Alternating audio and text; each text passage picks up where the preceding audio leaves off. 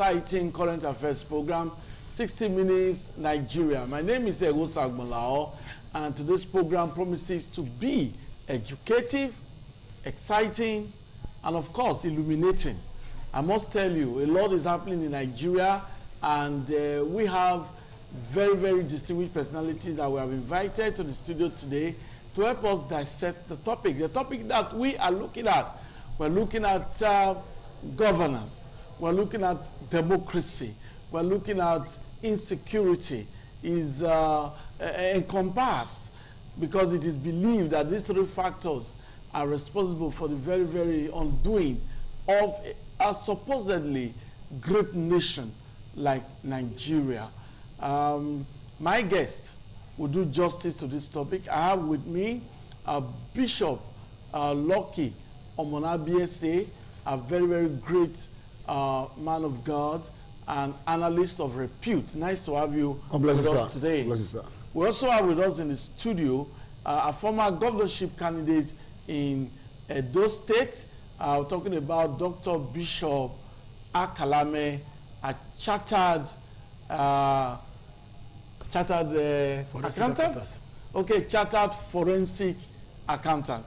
So, nice to have you with us today. Thank you very much, my good friend. Okay, so, like I said, these three factors, very crucial because Nigeria need to get it right. When we look at what happened in Benin Republic just a few days ago, there was an attempted coup d'etat, but the intervention of Nigeria helped to thwart that attempt. And the president of Benin Republic is grateful for that. He's still the president. That is the demonstration of giant of Africa. But Nigeria is able to do that in Benin. There's a lot of problems at home, insecurity.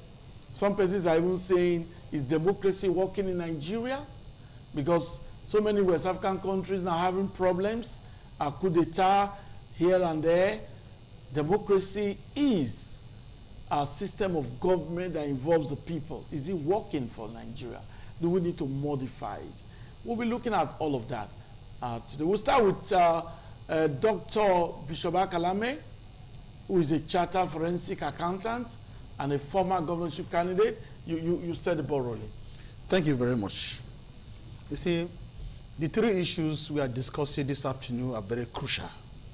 They are interconnected as they serve as pillar to the growth and development of every nation. Now, when governance is weak, it leads to increase in insecurity. And when there's increase in insecurity, democracy suffer. And of course, that is what we are experiencing today in Nigeria. Check around you today. A lot of things are not going well. Let's start with education. Because show me a nation that is not growing, then I will show you a nation that has never paid attention to education. Okay. Because everything we need today for better life is a product of education. If you're riding a vehicle, a very good one for that matter, you should know that it's a product of education. Where today we speak to the people and they listen. These are products of education. So if a nation wants to grow, first of all, the country has to prioritize the needs and fund education. But that is not the case. That today, you see students who graduated from mechanical engineering, students who read electrical engineering. When they graduate, if you don't give them a job, they remain in abject penury. Because the facilities, the physical and the mental infrastructure needed to mold these students are not just there. Government has not been able to pay attention to that area. That's why today you have a lot of graduates still roaming the street, no job. They now feel that the only way they can find greener pasture is to migrate out of the country. Just go outside the country. You see Nigeria, you see, it appears as if Nigeria is in another country. That's to tell you how bad the economy of this country is. Go away with that. Today, Let's come to electricity.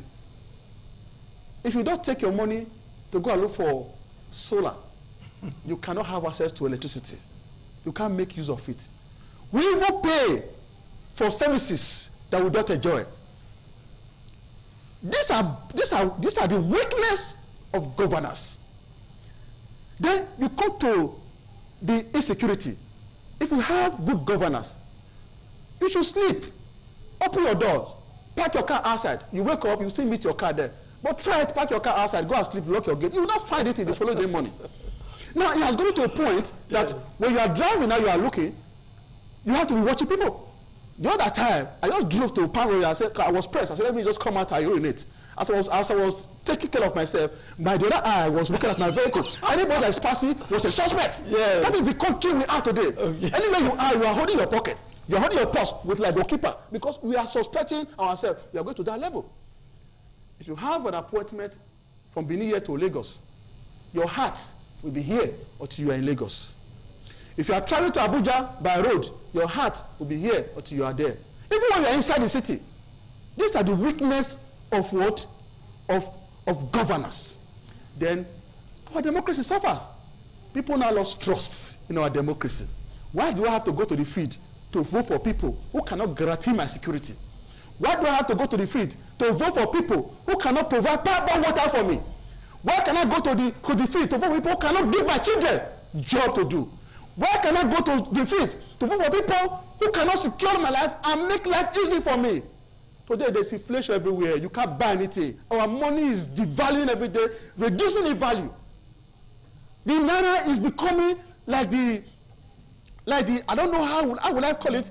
Those days there was one Africa that if you want to buy anything, you can even a time will come. Zimbabwe like the Zimbabwe dollar. A time will now come. You want to buy pure water, you have to accept naira in the Ghana must go to buy such of pure water. That is the level of. We don't hope it doesn't come to that. We are praying. We hope it doesn't come to that. We are praying because when you pray without action, that is why you say the Bible say, watch and pray. Because when you just pray, you don't watch, you cannot get a result.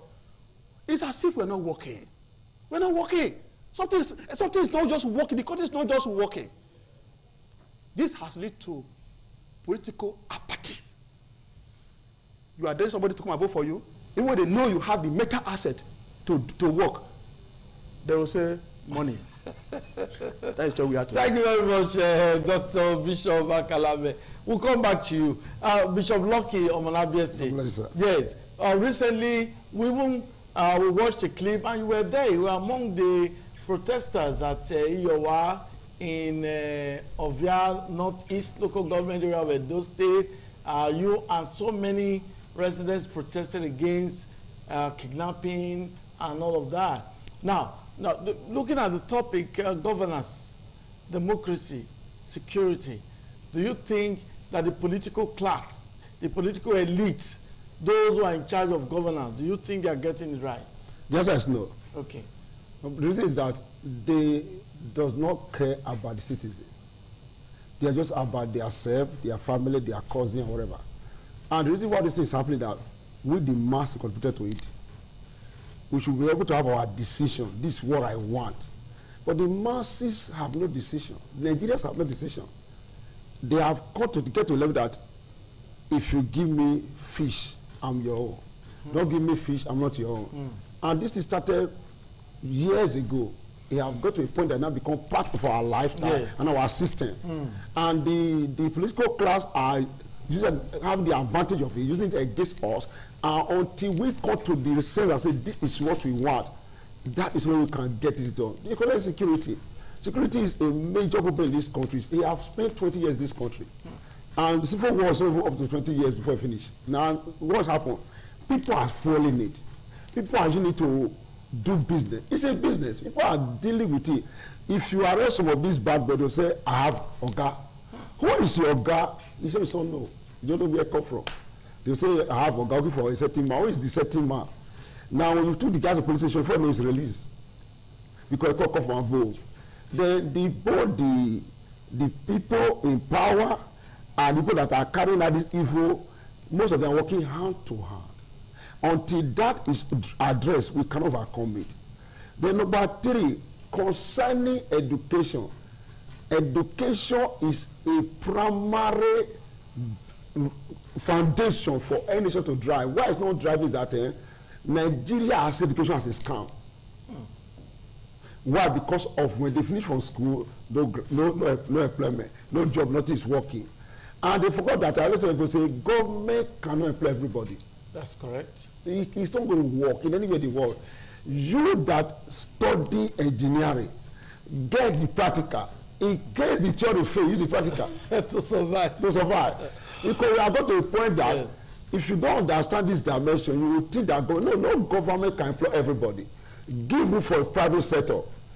A large company owner, small scale company owner, bring to the board, let them work together and succeed. Therefore, let me go to my state, Edo State. Our state is having a very big problem because tribalism have entered the state. I am a Benima, I am an Ishama, I am an Isakoma. If an Ishama is a governor, is really the state as a governor, everybody in the cabinet are 190% Isha. If you are not Obiaba, you won't get there.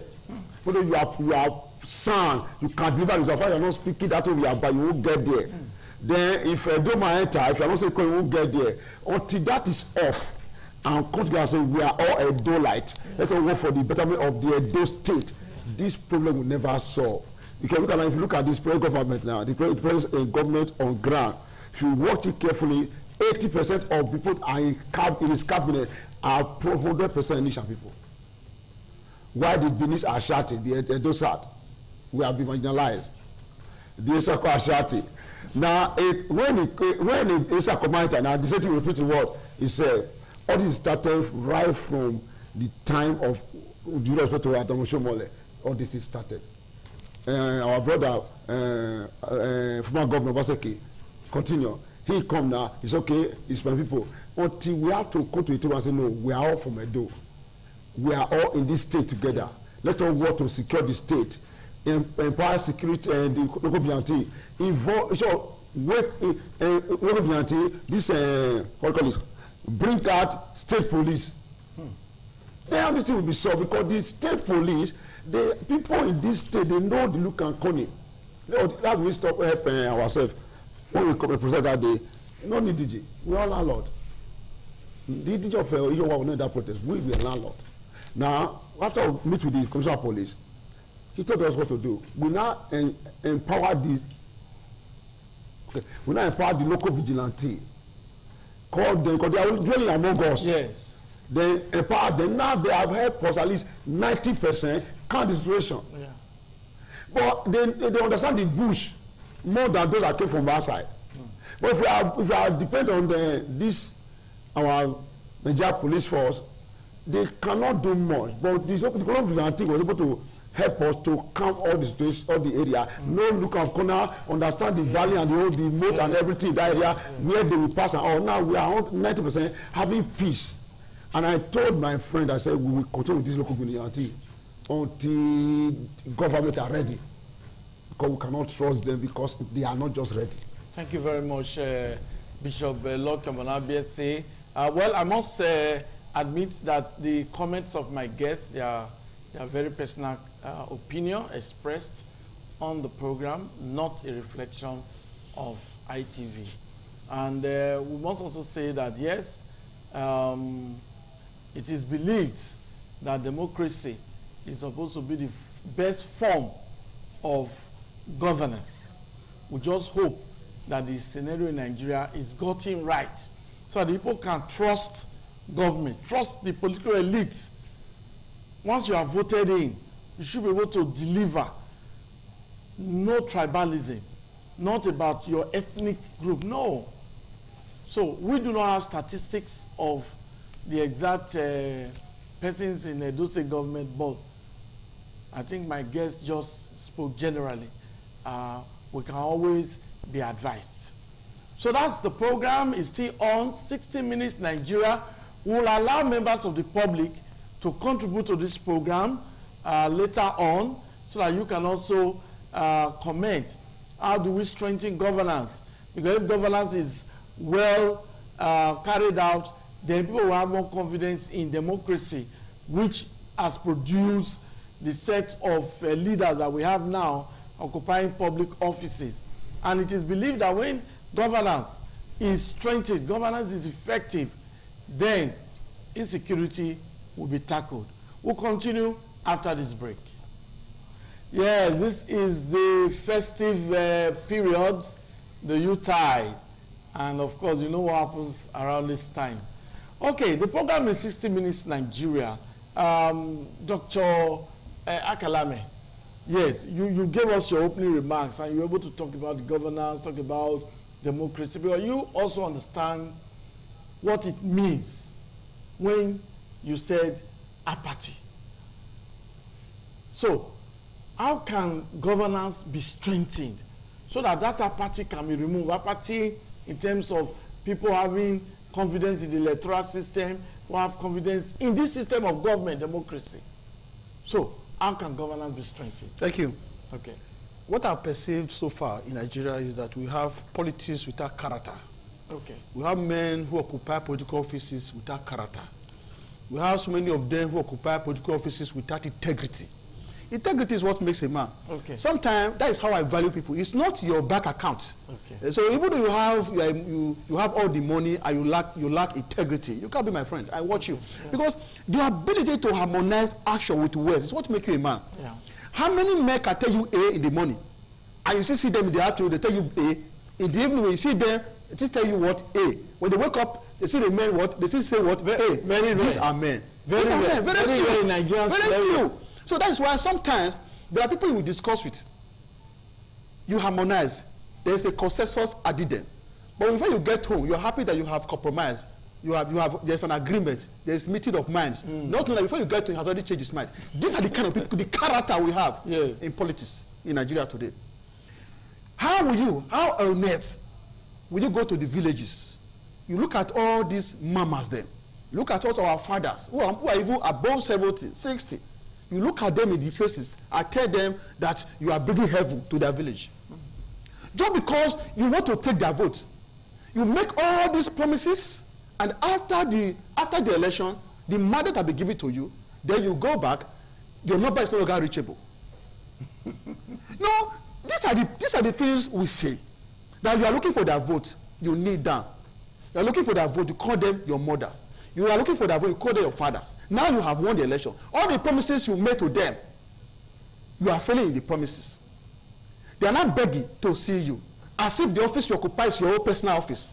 But yeah, that reminds me, I must quickly interject, Dr. Akalame, because this is actually the situation in Nigeria.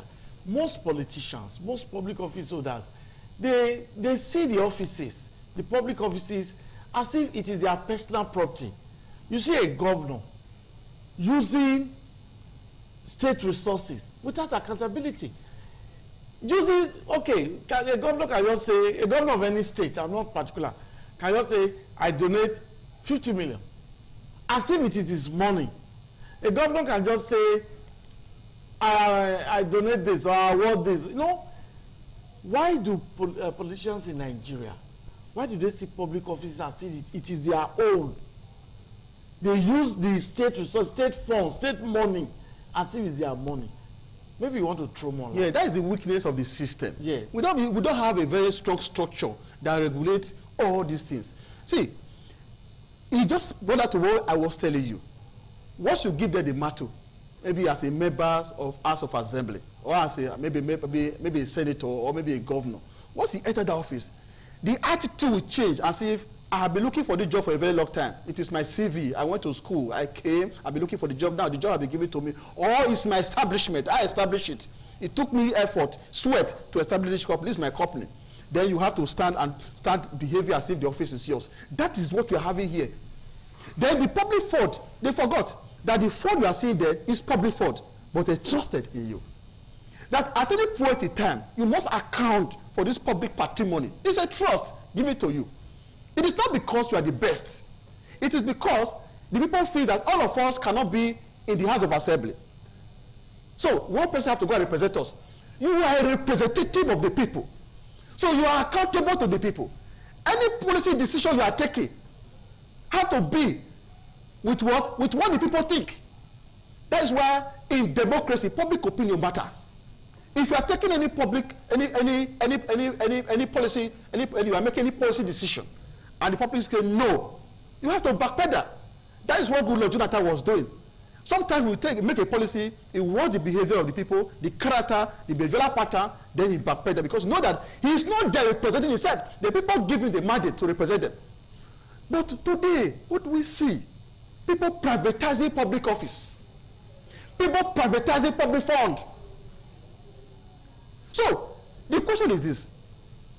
Once you campaign, you make promises according to your party manifestos, what you intend to do for the people. Once you win an election, the people trust you based on your promises, and they give you that mandate. Hit the ground running. Start doing those things. I will construct road. Construct road. Make them visible, even to the blind and audible to the deaf. Yes, I will invest in both mental and physical infrastructure for education. Hit the ground running. Let people see. Make them visible. I will ensure the energy is improved upon. Now you will be giving the mantle. Ensure that the people enjoy electricity. Then I will provide security for the people. Ensure the people can drive without looking at back. What is happening? So when you do this, you are strengthening governance. The people are happy. Like he just said, it is true that the number of grants you have in Nigeria today is now overwhelming, has overwhelmed the availability of job opportunities. But you see where I have a problem?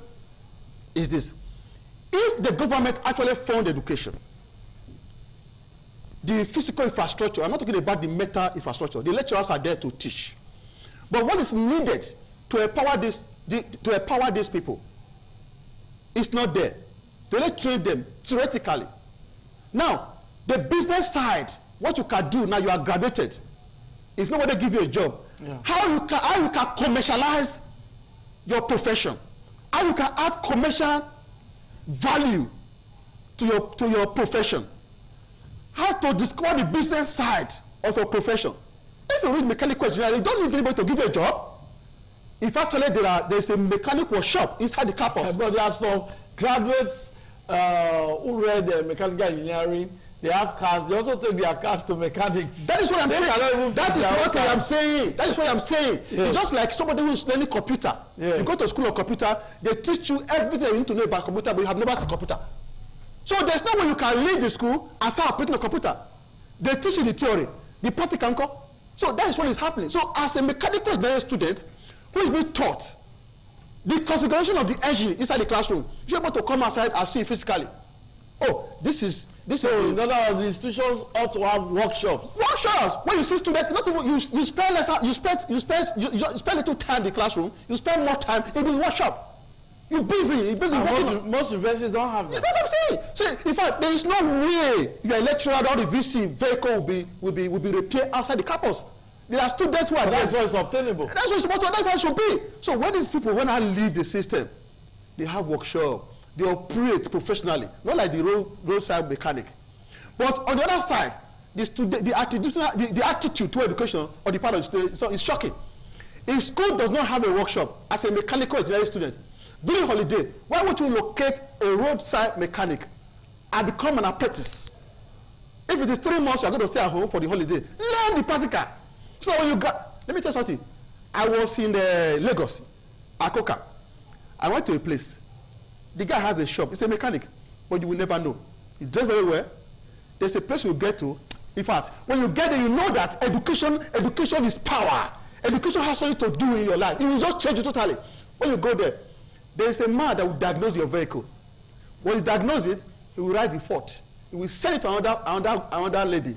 The lady will now itemize those things that you want to buy. He will issue you a receipt. That receipt will be transferred to where they have those things that they will sell to you. The operation is computerized. It's just computerized. They will just sell to you those things. You don't need to go to Ladikpo and go to what do you call it? No, the things are there. They just give you. They just say, sir, you will come back in 30 minutes or 1 hour time. When you come, those that will fix it after this chain of those things, they will just fix it. They will wash the car. They will pack it somewhere. They will give you a tag. They will label it. When you call, you don't pick your car. You are not owing anything. You are already paid. Education. See education. Thank you very much. We'll take a break now. And after that, Bishop Lucky Omonabiese has a lot to talk about this topic, and we also allow members of the public to contribute. We know you have a lot to also say for those of you who are spending your 60 minutes with us on the program. You can contribute. The phone number will be displayed, and you can make your contribution to the show. What a delight to have you on the program. 60 Minutes Nigeria, and my guests have actually fired from all cylinders, and the program is here. You can also be a part. Members of the public can contribute. Bishop Lucky Omonabiese. Yes, sir. Now, how can we really, these are leaders.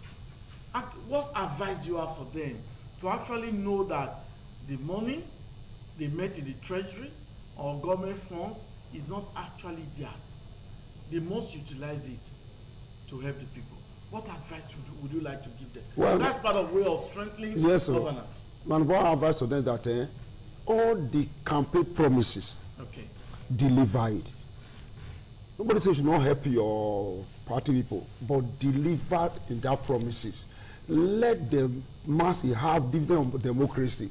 We need good road, we need good water, we need electricity, we need security. Nigerians are not lazy. We are very hardworking people. Yeah. Over the world, Nigerians say hardworking people. But because these things are not there, you are going to provide yourself light. If you're using you buy fuel. If you're using you can't buy diesel, you all those things. Before you finish all this, you're already tired. And these are not there. If you can do this, then the education setup, let the government set up a standard workshop for each institution. A standard workshop. Let the people, engineering person, have the practical. If you let the economy, have the practical. If all this is done, people are not looking for a job. We can fix ourselves. After all, a man that study agri should face the bush and have a good agri sector, mechanical, commercial agriculture, farming, so I can make food for the people. An agricultural man should not be in the office and put on collar. It doesn't work like that. The man that study computer should have computer facing him to do the practical. But when he finish there, if you're going to give him, he can have his own small little workshop or company to start his life. Then concerning this security, I'm telling them, empower our local vigilante, give them good salary. Start our local vigilante, say police, let them put work. Then your name is not remembered by how many people you fed, it's how many construction establishment, good road you have put, I will remember you for, not people you fed. After the so-called 8 years, if you don't do well, we won't remember you again. You have been deleted. But when you do well, we'll keep on talking about you when he was there, when he was there, when he was there. That's what we'll be thinking of. But you know that the people they call themselves, they choose a special advisor around themselves, are the major problem of these governors, senator, people in power. Because those ones do not have good advice to give to them. Okay, now, you have set a man to be special advisor to you on agriculture. The man does not know any village where they make farm. He will just sit in the office and say, the Nigerians are not hungry. How do you know that? You say this special advisor on petroleum. He doesn't even know how things are working, just in the office and just saying anything. Special advisor on insecurity. You have not gone to your area or look here. Yeah. He will just stay in the office and say, everywhere is calm. Okay, let's just get our first caller on the show. Good afternoon. Your name and where are you calling from? I'm calling from Benin. Your name. Okay, I'm Rosemary. Okay, go on. Hello? Go on. Make your contribution. Okay, I think we lost that caller. You can call in, like I said, and make your contributions. You can be part of the show, really.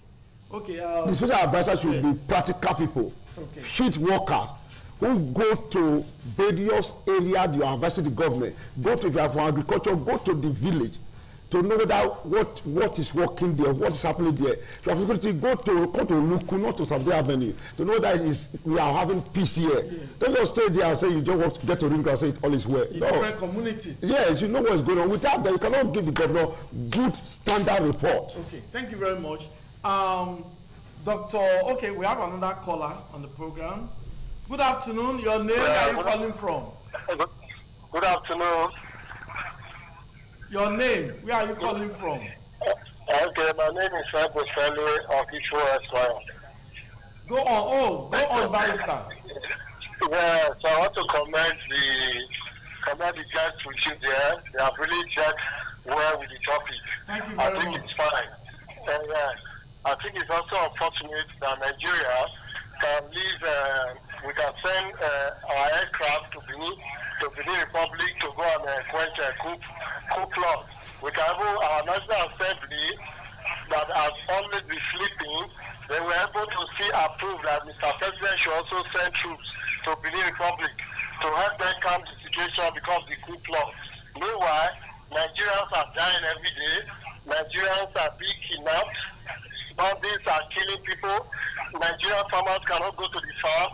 Yet you have not been able to do anything about it. But you are thinking, or you are already helping another country. It's really unfortunate. That's the truth. That's the truth. It's unfortunate, and this should not be encouraged at all. It should not be applauded by anybody. It's really unfortunate that we are having insecurity in our country. Our president has not been able to tackle the insecurity problem that we have in this country. Yes, he's busy taking care of people, which means that the government is actually complacent. Because if the government don't have a hand in the insecurity in this country, then I wonder why the president has not been in fit ever since to ensure that he deployed military to enter our forest to flush out the terrorists that are busy disturbing the nation. When Nigerians cannot even travel again because of insecurity, it's really unfortunate. I think the government should have a rethink. What they should think first is Nigeria. Take care of Nigeria before you start taking of people outside. Okay. So I want to commend you again. Thank you very much. Thank you very much, Thank you very much. Thank you. In short, Barrister has just made very, very wonderful comments, I must tell you. It's just like you are feeding outsiders and your children are hungry. That's what he's saying. Yes, so, Mr. President, it's good to be your brother's keeper, but take care of us. Take care of your people first. Yes, sir. Okay, we have another caller. Good afternoon. Where are you calling from? Yeah, this is Advocate. I'm calling from Igwebe. Okay, Advocate from Igwebe. Thank you for being a part of the program. Make your position known. You see, they have squeezed people, the leaders of this country. Do you know why they went to Benin Republic to quit? They take that part as a priority?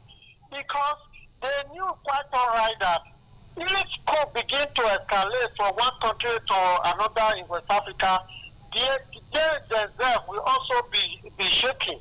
That is why they have to prioritize that one. So the one that is happening here, they are less concerned. That is what concerns them because they don't want to lose power. With you that they are less concerned. They are also doing their best. Maybe their best need to be improved. Okay, we just lost Advocate. Oh, Advocate from Igwebe. Okay, thank you very much. Let me quickly make this comment so that Dr. Akalame and our viewers out there can contribute. Now, have you observed in Benin City, the capital of Edo State, whenever anybody is about to build in any community, before you know what's going on, boys are already with you. Yes. They know the day you are there. They know immediately you step into that land. They know that you want to start digging foundation. They are there to ask you for money. The question is, if our youth leaders known as Okaigele in Benin City know how to monitor builders or know how to monitor people who want to build without any form of communication, they have a way of carrying out their own communication. They know immediately you enter that land.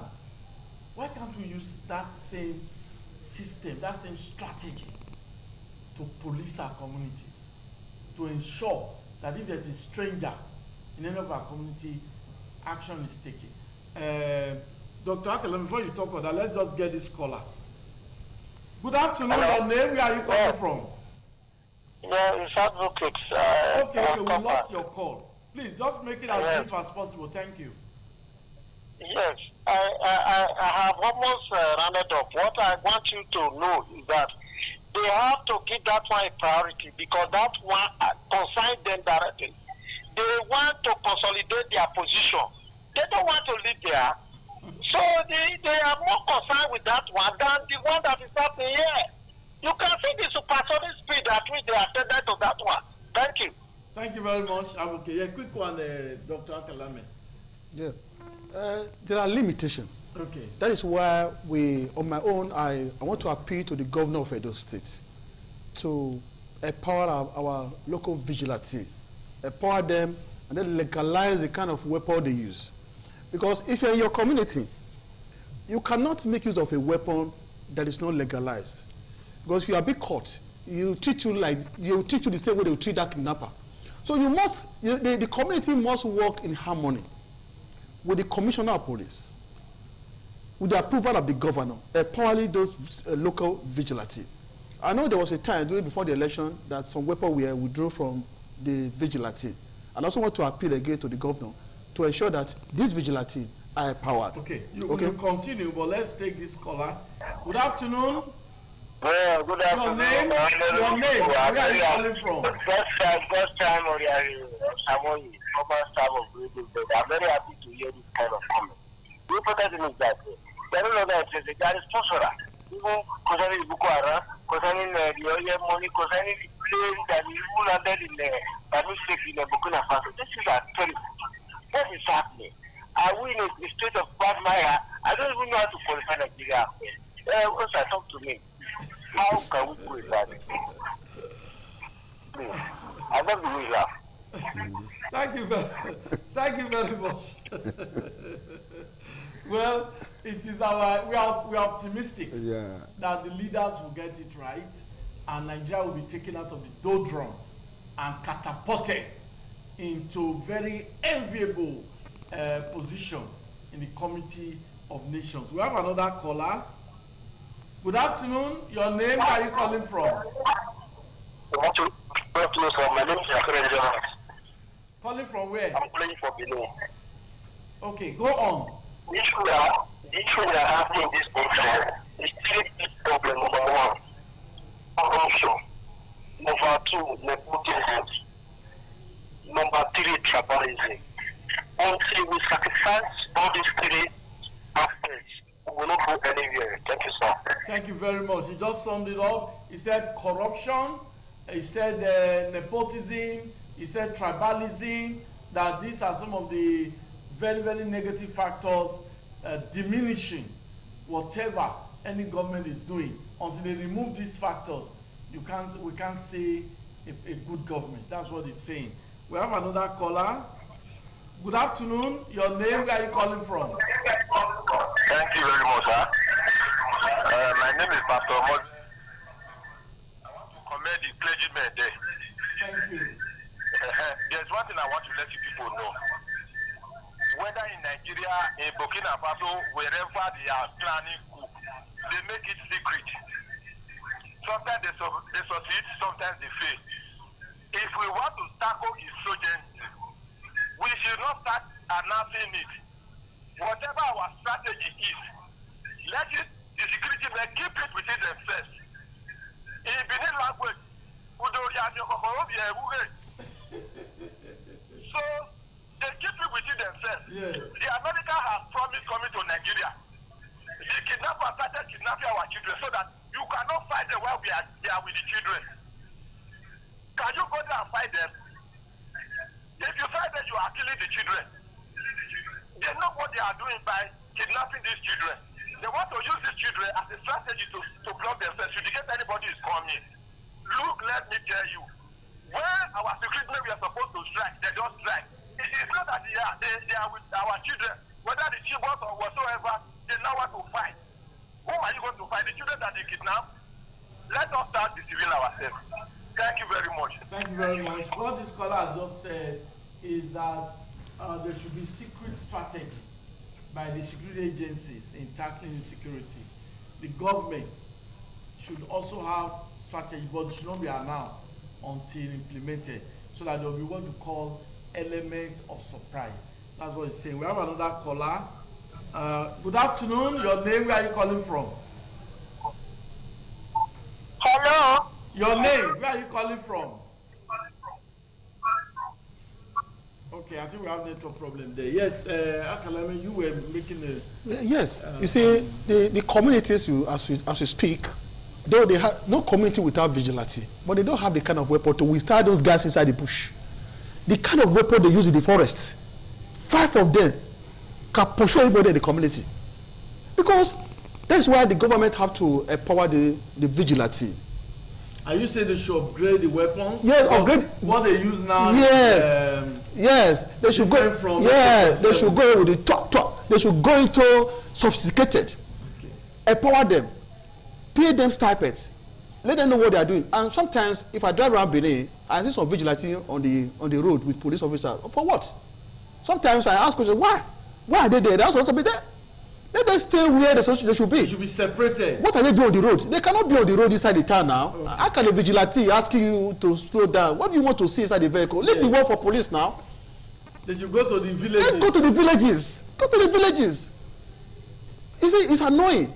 What is vigilante? What are they doing on the road with police officers? You see 3 people, you see 2 vigilante members. Okay, we have another caller. Good afternoon. Your name, where are you calling from? Okay, and we're having network problem with that particular caller. Okay. Yeah, the governor should empower the vigilante, as he has started. I saw him the governor is doing very well. I see he's doing some things that I've seen. I saw him bought some vehicles, motorbikes. Yeah. At least the guy is doing well. He cannot ride on those people, police that will use them. We have another caller. Let's pick up. Hello. Your name? Where are you calling Yeah, from? this is advocate. I come back. Yeah, you see, the issue of vigilante is really worrisome because the vigilante we are having nowadays is either they are in a burial ceremony or they are just in the township where there are people. Is there the essence of setting them up? It's something they need to look into. Okay, I apologize for that technical hitch, but we are glad to be back. We just got a caller who said that vigilantes are being found at different funeral ceremonies, funeral events. Is that the reason why they were set up? So whoever is in charge of the Edo security network, please listen to that caller. Vigilantes should not be found in funeral events. They should be carrying out their duties of ensuring security of lives and property, different nooks and crannies of the states. Okay, your concluding remarks, Bishop Locke. As I said before, let the government empower the vigilantes. Give them good weapons, give them good salary. Then also work with the Okaigele so that they can use their weapons that start the community system to protect the community. Yes, I said something just now that a developer, the day you step on your land in any community, Okaigele will send boys there.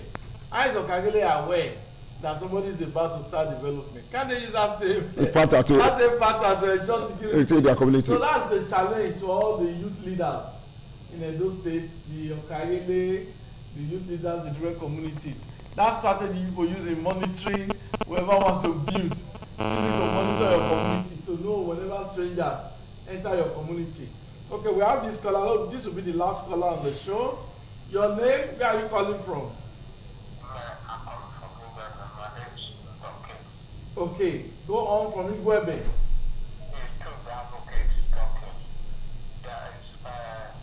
Vigilante, all the local government in those states, they are not working. They are not working. they are see they are where they do better, they will go there. Maybe they were invited. They're not invited. Okay, thank you very much. Your concluding remark, Dr. Kilame, just a quick one. Yeah, concluding remark. So we should try as possible to strengthen our democratic institutions, Okay. like the INEC, to ensure that people's confidence is being restored, Okay. and so that we have confidence in our democracy. Government should prioritize security, so that everybody will be secured, will be happy to do what you have our daily activities, so that Nigeria can be, we are giant of Africa, and we remain Africa, and we are hopeful that Nigeria will still take that status again and again. Your concluding remark, Bishop Lockjaw Malabe. Well, I advise the Nigerian government, especially my state governor, to make security is like a personal business, so that things can get better for we they do like. We are not lazy, we can make this for ourselves. Thank you very much. Well, that's the show. 60 Minutes Nigeria. I hope you've enjoyed every bit of this week's edition of the program. We still have some callers, but unfortunately, time is up. Hopefully next week you may have the opportunity to also contribute. But it must be said that security is the job of everyone. It's not only government, it's not only the security agencies. If you see anything, say something. And we must say that for the political elites, you must heed the call, the advice of my guest. The position you occupy today is not personal position, it is held in trust. You were elected to represent the people. The money is not your money. You have no right to use state funds for your personal work. So leaders must get that right. You have no right to approve any money for your wife, for your children, for your home. You have a salary, you have allowances. That's your money, not the state funds. You have no right to use it. So some persons believe that maybe they are elected, oh, the state treasury is now your treasury. No, you can go to jail for that if convicted, if investigated by the FCC.